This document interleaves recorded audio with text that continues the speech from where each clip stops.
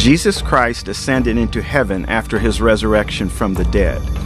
God tells us in Revelation chapters 6 and 12 something very dramatic happened in heaven sometime after this.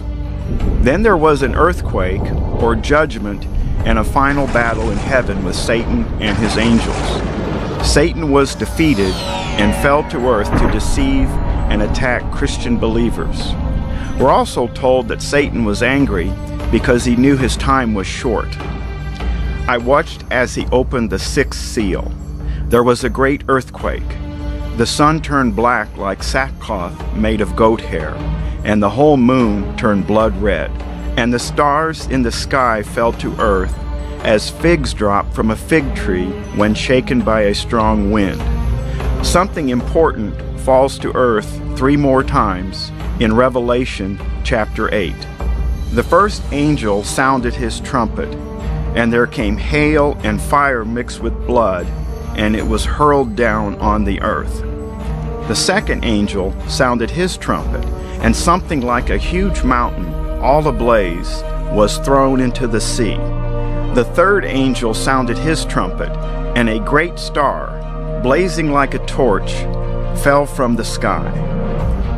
What God is telling us is that these images represent Satan and his fallen angels hurled to earth after losing their battle in heaven.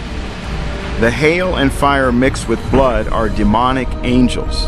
This is so important that God repeats it a number of times to John. But when did this occur? This likely occurred sometime after Christ's ascension. We know that in the year 610 in Mecca, Satan deceived Muhammad when he saw a vision of something that claimed to be the angel Gabriel. The angel Gabriel, who was actually Satan the deceiver, convinced Muhammad that the Gospels were corrupted because Jesus Christ was not the risen Messiah and not the Son of God, but rather just a prophet.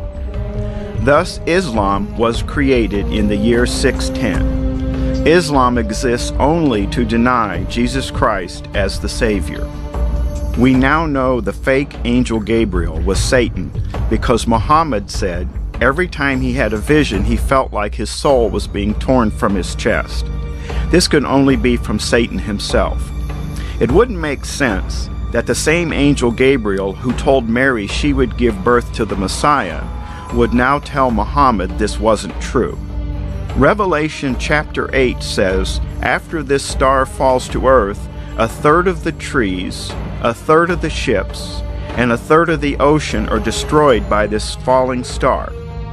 After the angel Gabriel gave Muhammad this message, he and his followers quickly destroyed over 20,000 Christian churches in the first jihad. The first Islamic jihad lasted between 610 and 762 and destroyed almost all of Christianity in the Middle East.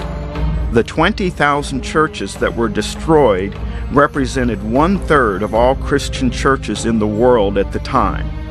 The 5 months, or 152 days, in Revelation 8 represents the first jihad that lasted 152 years. Islamic groups continue to destroy Christian churches to this very day.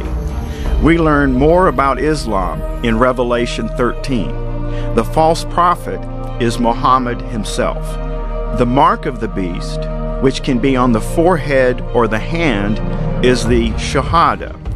The Shahada says there is no God but Allah, meaning Jesus Christ is not the Son of God, and Muhammad is the messenger. This is the message Satan wanted Muhammad to spread. Revelation 13 tells us the false prophet sets up an image of the beast. The image of the beast was set up by Muhammad himself. This is the Islamic Kaaba Blackstone in Mecca. It is the central part of the Islamic pilgrimage. We also know all Islamic prayer is directed to the false image. And the smoke of their torment will rise forever and ever. There will be no rest, day or night, for those who worship the beast and its image, or for anyone who receives the mark of its name. In the Old Testament, the prophet Zechariah tells us about this as well.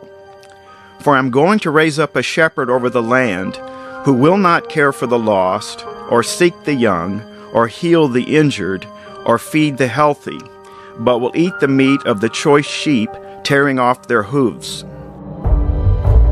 To learn more about Bible prophecy and Islam, see our website at www.revelationnow.org.